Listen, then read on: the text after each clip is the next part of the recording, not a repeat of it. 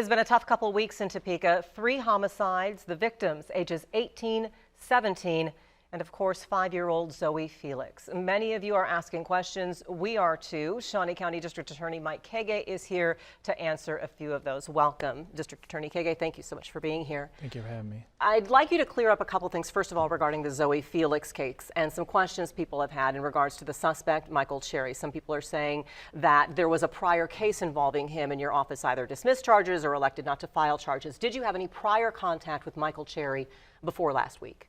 Before last week, I did not know who Michael Cherry was. I'd never heard of him before, and we certainly had no police reports. And I will say that we did check with the Shawnee County Jail. They have no record of Mr. Cherry being arrested prior to last week either. So there is that. A lot of questions surrounding who should have been looking out for Zoe. Neighbors tell us they reported many times to DCF, Child Protective Services, that they were concerned about Zoe's welfare. We've made open records requests to DCF. What about your office? Did you have any cases forwarded regarding Zoe? And first of all, did you have any cases regarding Zoe? Well, first of all, Melissa, I appreciate the question, and I'm not trying to dance around it. We don't name minor victims. The law provides a lot of protection for minor victims. So I know it seems like a silly answer given that you're giving me a specific name, but I can't really answer your question without violating that victim's privacy. In more general terms, what has to happen for your office to get involved in a child's welfare? So what we're looking at is a referral from a law enforcement agency or from the Department of Children and Families, DCF. And that's how this works. So theoretically, a law enforcement officer coming across a scene could identify a child who's in need of care because they are in an abusive or neglectful situation. They can place that child in police protective custody, and that initiates what's called a SYNC proceeding in our office, a child need of care proceeding, where we file paperwork with the court, we place that child in state custody, and the case moves forward. More frequently, though, those come from referral from the Department of Children and Families. DCF will get a call. They'll go out and do an investigation, and they will refer that investigation to my office and say, we would like you to initiate a SYNC proceeding in the case of this particular child. I can confirm the child we're talking about, that never happened. Does simply having a child live in a tent or in a homeless encampment, does that rise to the level of a need to remove the child from that situation, or what kind of interventions are there? Right. So without commenting specifically on the facts of this case, I can tell you that generally speaking, if the child is in danger, right, if the child is not being cared for in the way that a reasonable person would provide care for the child, there's a concern. If the child has been abused or is at risk of abuse in any way, there is a concern, and that concern should certainly be explored. And it would be my expectation that law enforcement or DCF would do that and forward those reports to my office so we could take appropriate action. We've also filed requests for the arresting affidavits in this case. Will that be released?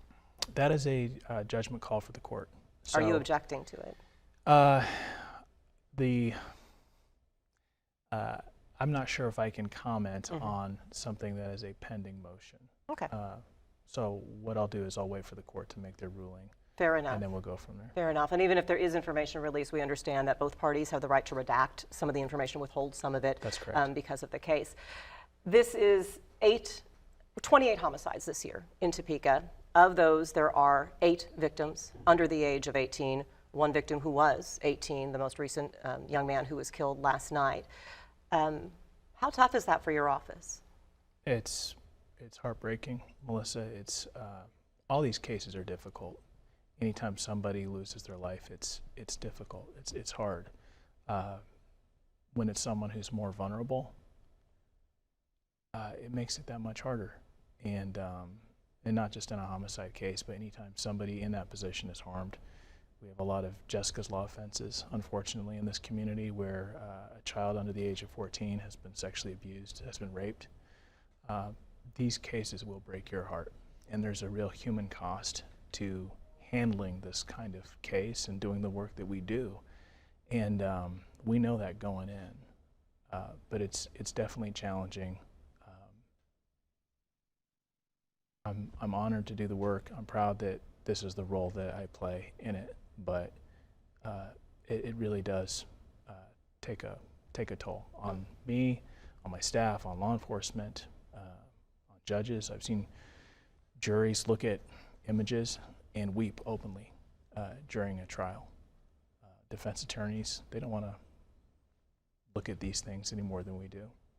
So there's a real human cost to doing the work we do. Well, you're parents, and if you have children around the age of 5, I'm sure this has been a tough couple of weeks for you. Physically, labor-wise, when you have 28 homicide cases crossing your desk, just on the amount of work, how is your staff doing? Are you able to keep up? How does this compound on what already had been a backlog you were catching up on? Yeah, it puts a strain on our resources. It puts a strain on our manpower. We're currently not fully staffed. We're trying to hire another attorney position. Our commissioners in Shawnee County have been very supportive of the work that we do, and I have no reason to believe that will not continue. So I know that if I need additional help, I can go to them and they'll be there. Well, we appreciate you visiting with us and offering some perspective on these cases and the role of your office and in what are some very challenging situations. So thank you. Thanks for having me, Melissa. And for you and your staff and what you are doing. Well, you're invited to spend. Well, as you think about your New Year's resolutions, you might add preparing for the unexpected to your list. Shawnee County Emergency Management Director Dusty Nichols is with us. Appreciate you being here. Thanks for having me. And you watch the forecast very intently because one of the things you worry about is winter weather. Yeah, there's always winter weather. I mean, it's Kansas. Winter, yeah. There's spring weather and summer weather. We get it all. But right. yeah, preparing for winter weather this time of year is just kind of common sense. So when you think about preparedness, especially as we enter the new year, what is like top of mind, number one thing we need to do and know?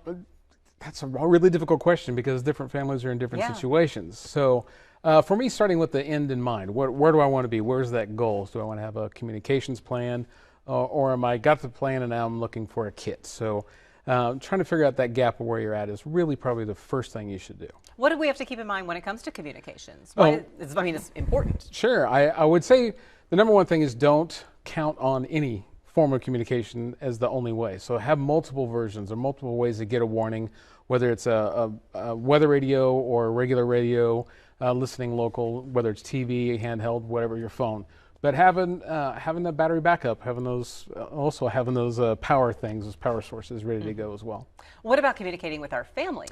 Have that plan in place. So if something happens, there's an automatic trigger. If I can't get a hold of you by 6 o'clock p.m., then you need to go here. Having those things set up and having those safe places ready to go and having backups. So the communication plan is really, really important, but also having backup plans in safe places to go, especially for kids. So you said communication was one thing, and then what was the second half? Oh, if you want to build a kit. So building a kit. Building a kit. I guess there's probably more than one situation we need a kit for. Sure, there's the summer kit and the winter kit and the car kit and the house kit and the house kit and all the those storm things. shelter kit. So where do you plan to be at this time of year? If you're most of the time at home or if you're in the car or work, those are the three general places where people generally are. That's where you live your life. So having those kits and being prepared for traveling, your car kit, as you said. Do you have a snow shovel? Do you have ice melt? Do you have those things in your car ready to go? And then at home, do you have backup power? Do you have a generator? If not, do you have medications? And do you have medications that you have to keep cool? Sometimes you can just put them outside if it's cold enough. So think I grew those up in Wisconsin, things. yes. We just put things outside a lot. Sure, just think those things through. So that's really part of it's the plan and the kit together. What do you need? And if you have certain restrictions for those or certain things that need to happen, you need to think them through. What situations does this apply to? Because like we mentioned weather, but that's just one thing. Sure, it kind of goes back to making a preparedness resolution. What do you plan to do this year, having that end goal in mind? So if you don't have a kit, maybe, once a paycheck, go to the dollar store and buy those warming things or something like that and put them in your kit a little bit at a time and build your kit up. The other thing is taking a CPR class. Hunt up on Google search or whatever and see who's teaching CPR locally or first aid classes or stop to bleed classes. I was just going to say, and the stop to bleed are classes. fantastic. Yeah, find out where those are and take those classes. And that's kind of have that end goal in mind. I'm going to be more prepared by the end of the year. So you have your goal, you have your time frame, and you have the path to get there. So thinking with the end in mind. We talk about this with our financial planning guest a lot, that you can't just like do it and forget it. Right. So how does that apply when it comes to emergency preparedness? Interesting you say that. So we talked about building a plan. Mm-hmm. Every year you should review that plan, because if you do have, you had your communications plan and your kids know to go to 2 houses down, well, they may have moved.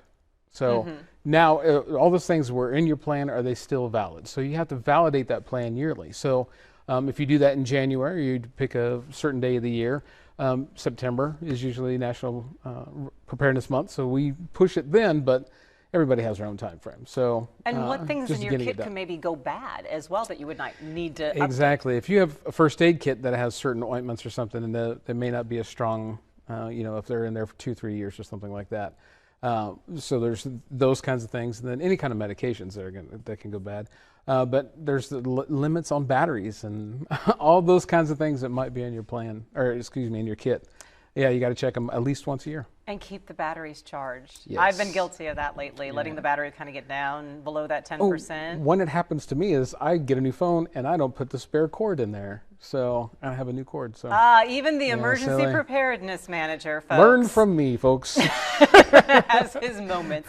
Dusty, thank you so very much, bet. and we look forward to continuing to visit with you in the year ahead. Your resolution should be to come visit us regularly. I will do. All right. And be safe, everyone. Thank you. And we're going to look at some of those top scams. Be prepared, know what to look for, see how you can keep from falling victim next. Thank you. The Kansas Bureau of Investigation Director Tony Mattivi is nearly a year into the job, and it has been a busy year. He is here today with an update. Director Mattivi, thank you for being here. Pleasure to be here, Melissa. We'll get into the fun facts of the year in a bit, because I want to share with everyone the fun fact that you just shared with me. When you heard that we also were going to be talking about the Nutcracker today, you were once in a performance of the Nutcracker. I wasn't ready for public disclosure of that today, Melissa, but that's okay. I once was in the Nutcracker with both of my daughters and my son back in 2007. I played a dancing parent in the parent scene. So a very special time of year for you, thinking of all these traditions. It really is, yeah. I love that production. This is also a good time of the year to reflect on things that have happened, and it has been a busy year for you, taking over as director of the Kansas Bureau of Investigation. How busy has the agency been this year? Oh, it's been a whirlwind. We always have a lot going on, but it is such a wonderful organization filled with tremendously capable people who've been very warm and welcoming to me. So it's been, although a busy year, a really great year. What sorts of stats do you have? How many cases have you been handling? How many investigations are there underway? So the main thing that we've been working on this year, in addition to our regular investigative priorities, which are violent crime, public corruption, crimes against children, fentanyl has been a huge issue for us. And we've devoted a lot of resources toward targeted enforcement on fentanyl. Two of our major accomplishments this year was we formed, for the first time in the history of the KBI, we formed a canine team. We have 4 drug sniffing law enforcement canines and 1 electronic sniffing law enforcement canine now at the KBI.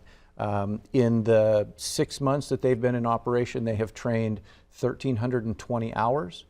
They were instrumental in a huge drug bust we had 2 weeks ago in Wichita, where they helped us intercept a load of 60,000 fentanyl pills, 4.2 pounds of fentanyl powder, and 59 pounds of crystal meth. So our canine program has been huge.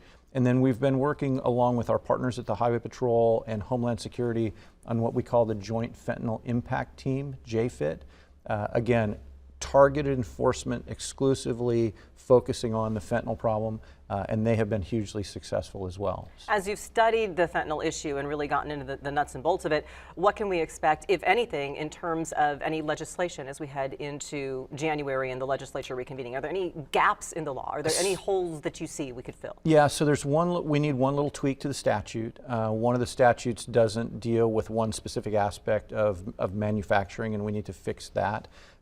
The main thing from our perspective is we're going to be asking the legislature for more resources to tackle this problem. We've spoken with them. They know what a huge issue it is, and they know that we need help when it comes to having the resources that we need to really go after the cartels that are trafficking this drug. One big case, one big investigation that I'm sure has been taking up a lot of your time these past couple months is the cyber incident, the cybersecurity incident with the Kansas courts. Where does that investigation stand, and what can you share with us in terms of what you found? That is very much an ongoing investigation. We have an agent assigned to it. Because it's an ongoing investigation, I just can't talk with you about the details of it. I know that we will be able to one day. And I look forward to sharing that, but I can't right now. Any sort of a timeline as far as, I think the key question people have is, was their information compromised?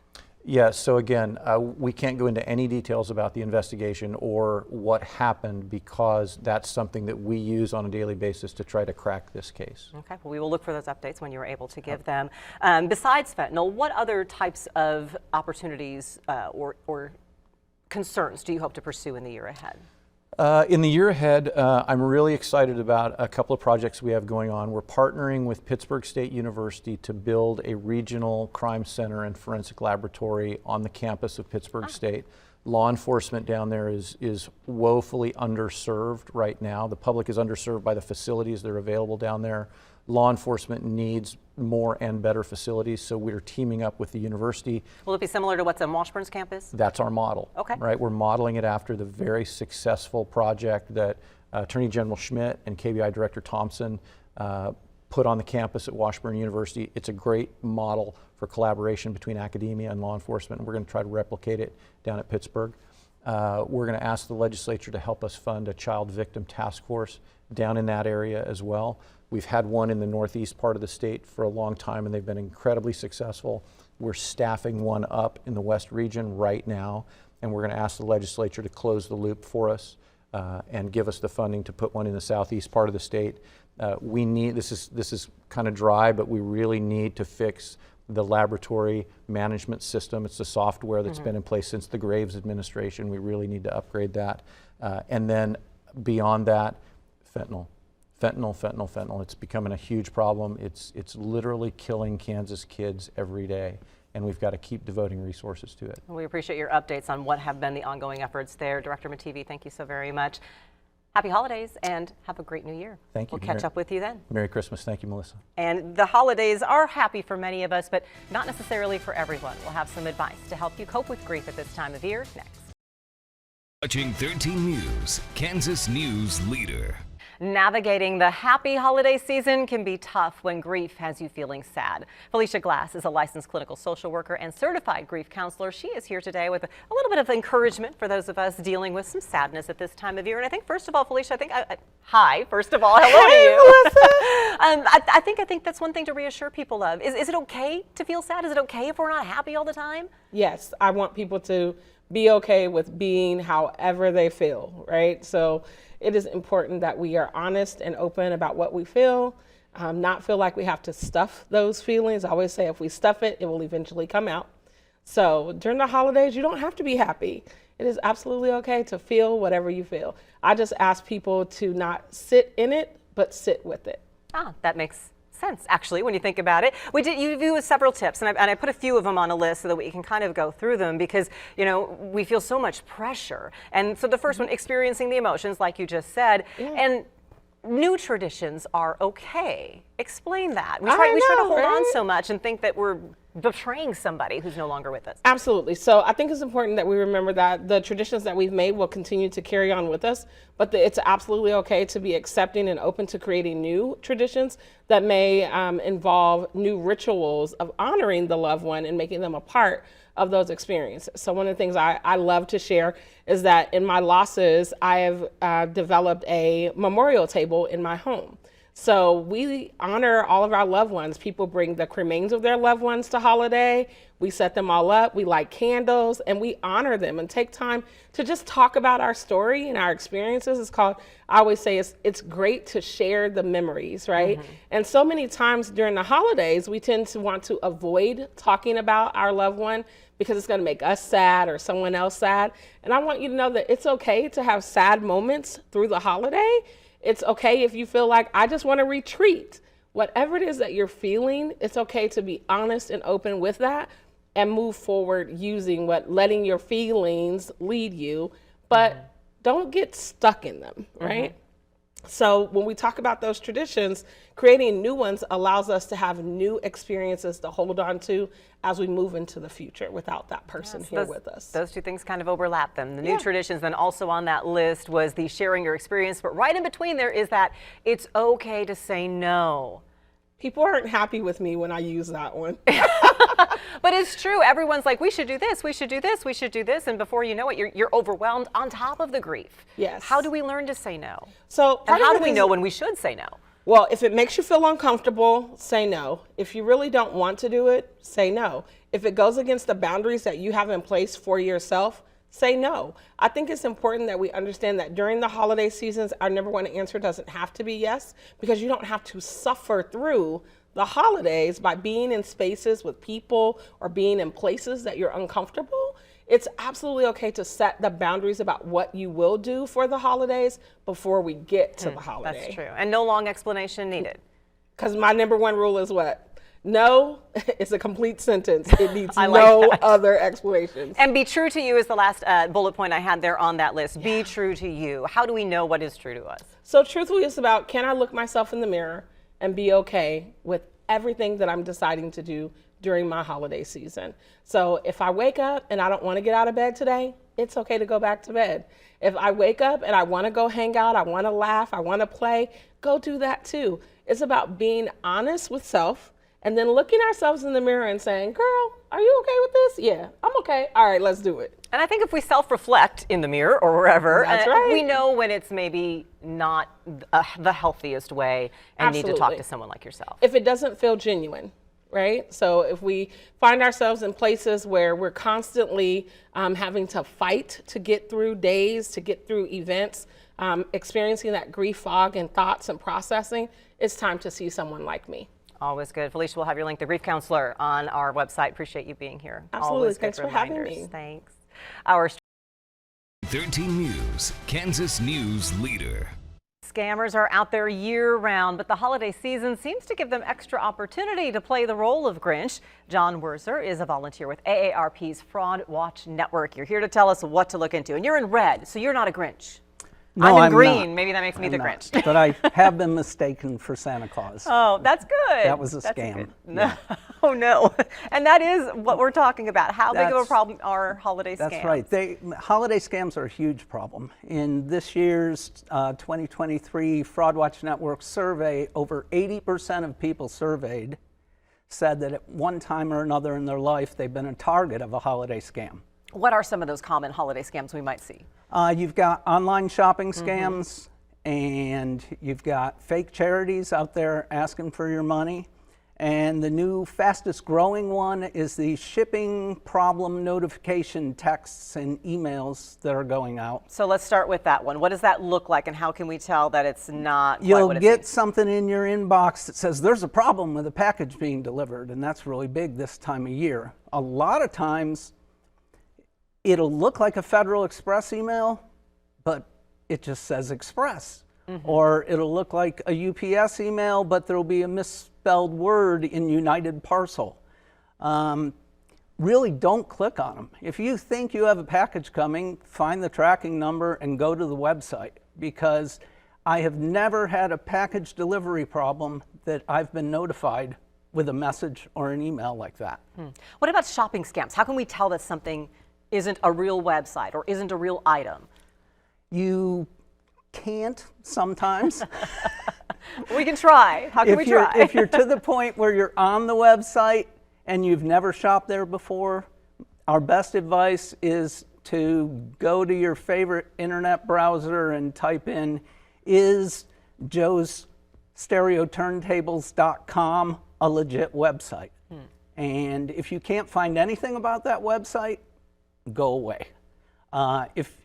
If it's been reported, you'll see a lot of negative comments.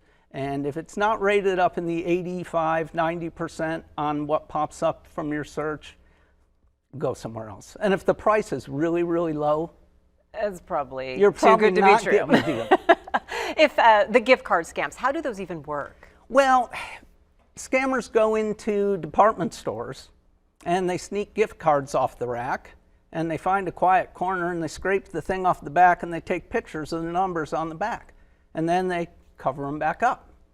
Then you buy your gift card and you give it to your daughter or granddaughter or son or son-in-law, and they get all the way up to the cash register with their $500 worth of new clothes, and they find out there's no money on that gift card anymore because the scammers are watching it. They know when it's been registered. They go online and they clean it out.